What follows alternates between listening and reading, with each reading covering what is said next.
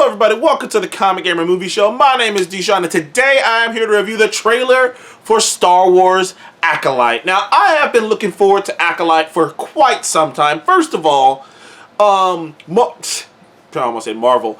Disney has played with a lot of the Star Wars canon. It's one of the things that a lot of people are upset about.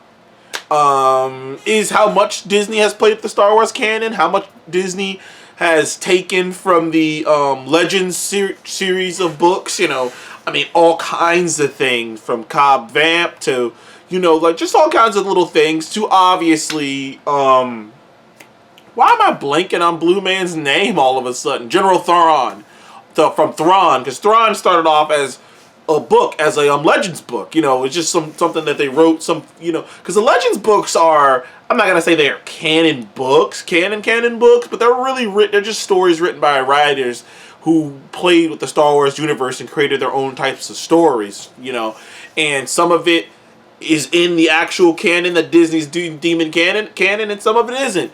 But one of the things that Disney has played with is the past of Star Wars. Some people know this. You got the old Knights of the Old Republic. You got that book out there. But, that story out there. But that story even me going back and playing, because I played Knights of the Old Republic 1 and 2. And even playing those games, there's not a ton of Jedi around in either one of those worlds. They know of Jedis, but there are not a ton of Jedis around. But we do know for a fact that at a certain time period in the Star Wars timeline, if you go back far enough, there was a period which Disney kind of played with. I don't know if that's if that would be considered the High Republic. The series of books Disney came out with not that long ago, the High Republic. I don't know if that would be considered it, even though I'm sure Disney plans on actually making a movie about a series about the High Republic. But there was a time period where there was just a shit ton of Jedi, where Jedi roamed, where Jedis were like, fucking space cops, dude. They were like paladins just riding from planet to planet, laying down the law, making sure everything was fine. There were not a lot of evil Jedi. Like, there weren't even like Siths and shit. Like that, like if I recall, that wasn't always a thing, Siths and Jedi. It used to just be Jedi. Then something happened and then the Sith became a thing.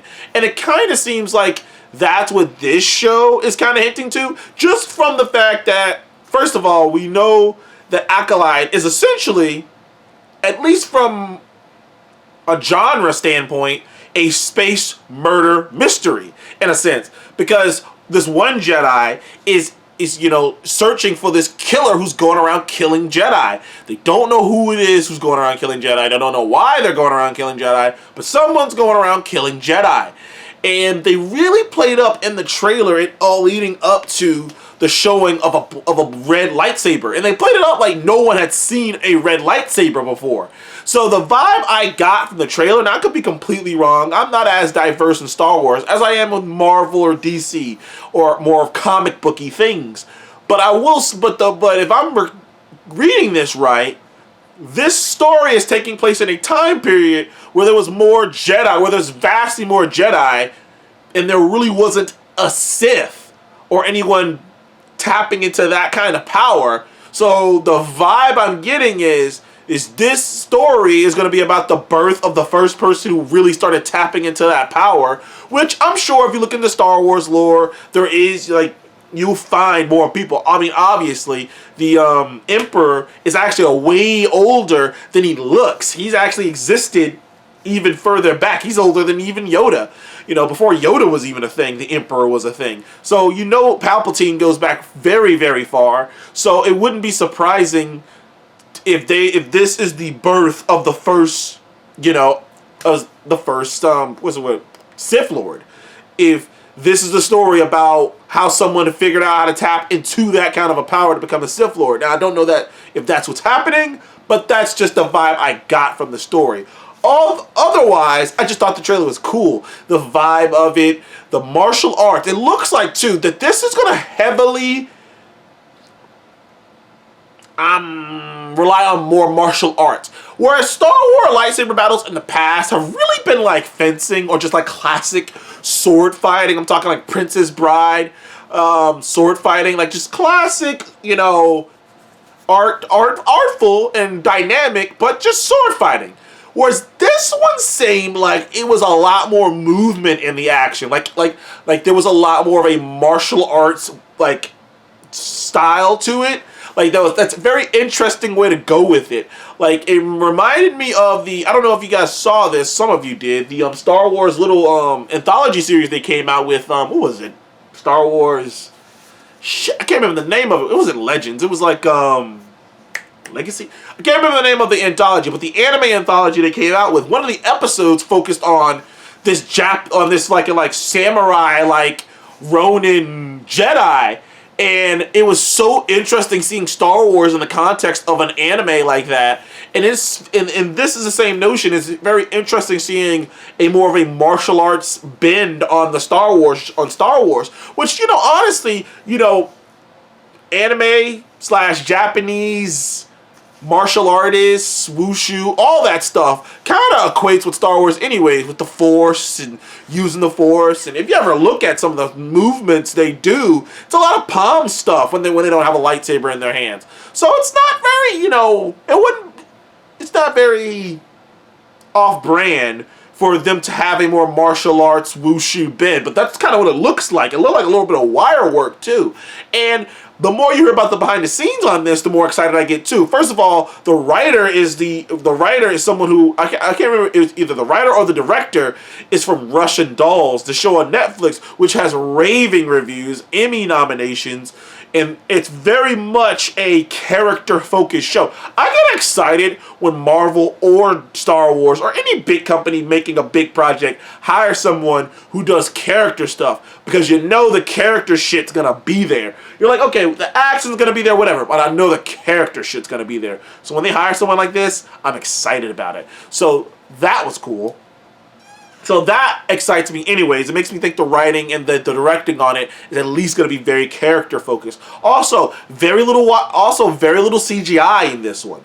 Like, outside of obviously, they didn't shoot in this too. They shot on sets, just like Andor. Andor, there was very little CGI, and they sat on sets. Yeah, there was CGI for the ships and stuff, obviously. But for the more up close and personal shit, it was all practical. It was all prosthetics. It was all sets. And same thing here. This is a set. They built sets. It's more practical. It seems like they're going away from the volume a little bit, which I'm a little saddened by, because when I first saw the volume and the Mandalorian, behind the scenes in the Mandalorian, I thought it was a miracle of technology. I was like, oh my god, we have reached a point where we can completely recreate an environment with nothing but screens. Like that's some scary shit, but at the same time, it's like, okay, this is beneficial, dude, because it's expensive as fuck to fly all the way to Japan just to film something in Japan. It's expensive to block, like, right now, Marvel's blocking off New York to film some shit for Daredevil. You know how expensive that is, man? So if you're able to recreate anything, and a set can sometimes a set looks fantastic. Sometimes you end up with like Thor, where they completely recreated an entire town for the first Thor movie. But sometimes it just looks shitty. It's just a set. But other times it looks great.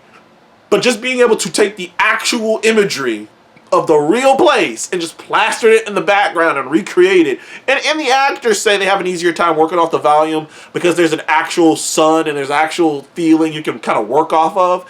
But I digress. They didn't use it for this. They did their due diligence. They really put the money in here. They filmed a lot of this on location. So I'm excited for this. I really am. I am excited for this different story in the Star Wars universe, to meet these different characters too. You gotta understand, this is on an entire... Andor was amazing.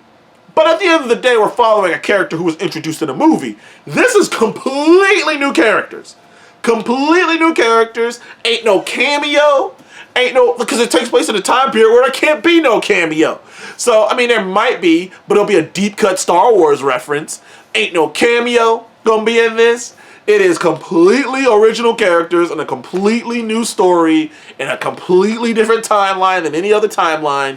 It is what Star Wars fans have asked for and been waiting for. A truly out and out original Star Wars story that takes place in a period where it can't be bogged down by nostalgia or anything. This is a straight up like I said, it's a straight up original Star Wars story. Because even Andor is still playing off of that. Even Andor is still playing off of the past, and you got Saw Gerrera showing up, and even as great as Andor was, it was still playing off of that stuff. This is completely original, which makes it even more exciting. Anyways, thank you guys for joining the Comic Game Movie Show. What did you think of Star Wars The Acolyte trailer? Are you excited for it, or are you waiting to see how things shake out? Personally, I'm excited. Anyways, thank you guys again. I'll see you on the next one. Please leave a like and subscribe.